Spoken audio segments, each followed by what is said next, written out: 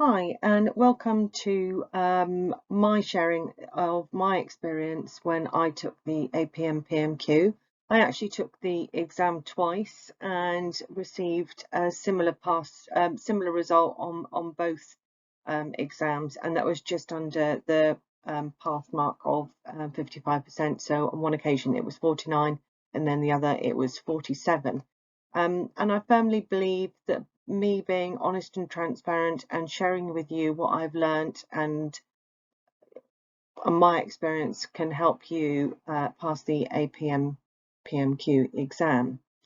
So did you know that the APM is actually a registered charity? They've gone one step further and achieved Royal Charter status.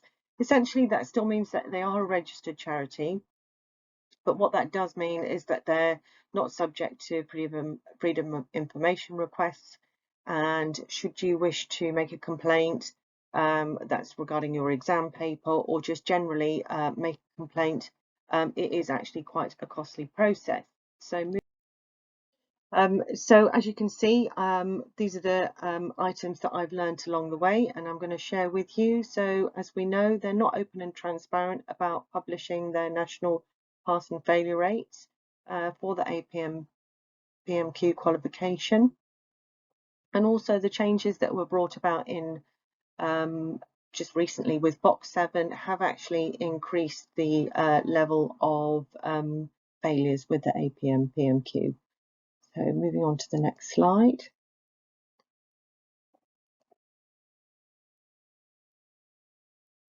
Okay, so these are actual figures that I have extracted from their APM accounts for 2021, and we can see that just under 17,000 exams were delivered nationally, and that's higher than pre-pandemic. I did ask the APM organisation, so what percentage of those 17,000 exams that were delivered were actually retakes, and they declined to provide that information. As you can see, as a charity, they are growing year on year with the profit that they are gaining from delivering the exams. So these are the learning outcomes. So when you have taken the exam, these documents are shared with you as a candidate. So I am going to be absolutely honest and transparent and share these with you. This is probably one of the first times that documents like this will have been seen, but in the interest of being open and transparent and sharing, I'm going to show these with you, because essentially, you know, project management and the theory behind it doesn't change. But what is not clear is what is actually on the exam. So you can see that it's broken down into learning outcomes and topic areas. And on the exam, it's a two-part question. So one is 30 marks and one's 20 marks. Ideally, you want to answer the one that is 20 marks first, so that you've got that out the way, and then you can concentrate on the 30 mark element. So by all means, if you need to take a screenshot or get in touch with me for further information, please do. So this was from the first exam that I took, and it shows you my marks on the side. This is from the second exam I took, and I achieved a score of 47%, and where I fell down, I got slightly under the 20 level, was risk and issue management in the context of project management and understanding communication within project management. Again, this helps you see what areas and learning sort of outcomes the exam is focusing on, and it helps you focus your revision for when you're going to be taking your exam.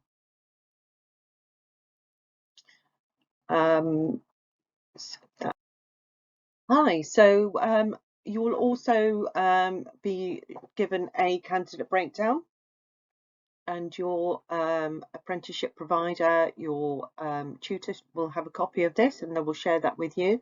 and it identifies where you've got knowledge confirmed, reasonable knowledge, or a partial response. And I would hazard a guess that where I've given a partial response was probably the questions where I achieved a 19, and this was down to literally just having that luxury of time where you've just got to formulate the best answer in your head, formulate it into the 4 bullet points per point that you want to make. So 1 point should be broken down into 4 sub points, 2 marks per each point, 4 to 5, so you get 10 marks per point. You're going to need on average 10 points for a 20-mark question, and then for 30 you're going to need at least 15 points for that question to cover that learning outcome. Hi and welcome back. So we're looking at candidate breakdown, page 2, and again it helps you identify partial response, reasonable knowledge, or knowledge confirmed in those areas. So again, just sharing that with you. Again, it further breaks down the areas to help you focus your areas to revise. Candidate breakdown, page 3. And this is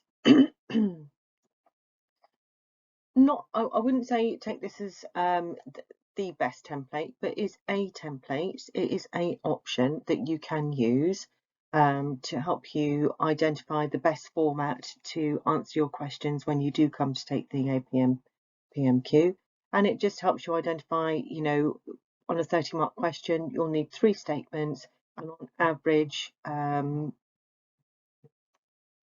12 to 20, anything between sort of 12 and 20 points. And then for a 20-mark question, 2 main statements with at least 4 bullet points underneath. This just gives you an idea of exam terminology that I'm sharing with you. So explain, list and describe, state, determine.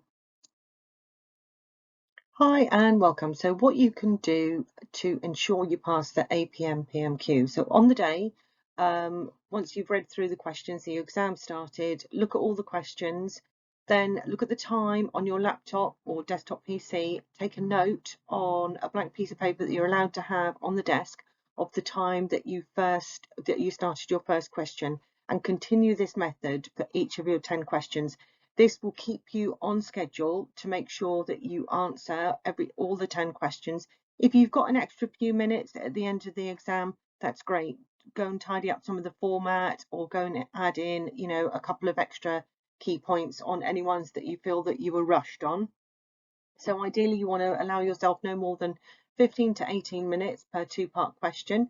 And even if you've not finished the answer to the level that you think you're going to be satisfied with, you've just got to move on, because, as I say, you need to answer all those 10 questions. Each 10 marks requires you to make a statement and between 4 and 5 bullet points underneath that statement.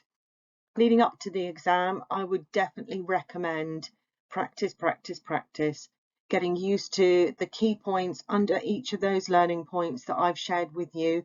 Have a look at the APM acronyms that they use, when they are used and why. Get together a list of each learning area.